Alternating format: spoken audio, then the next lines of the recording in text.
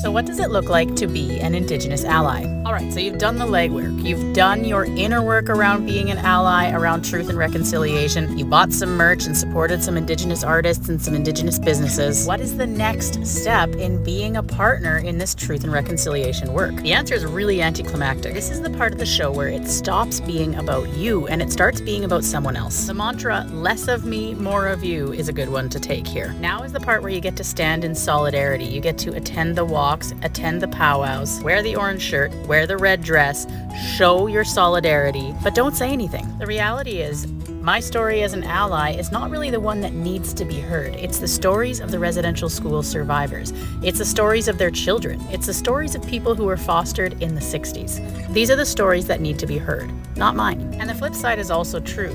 Theirs are the stories that need to be heard by me. This is the helping work I can do as an ally. That is listening to someone's story, listening to them tell their trauma, listening to them get it out, listening to them have it heard by someone whose ancestors refused to listen. We're talking about a people group who were silenced. And when I say silenced, I mean cultural genocide silenced. I mean literally had their language ripped away from them silenced. So it's my job to let them be heard, and it's my job to listen to them. Now, if you're an extrovert like me and you're a helper like me, this can be really hard. It can feel a little bit like sitting on your hands. And that's why I would encourage active listening. There's lots of ways to do active listening and feel like you're truly participating. For example, there's the Circles for Reconciliation, where you can meet up in a circle with an equal number of Indigenous and white people and be a listening ear for an active part of someone's healing journey. You can also ask questions and listen for the answers. A great way to do this is to bring some tobacco to an Indigenous elder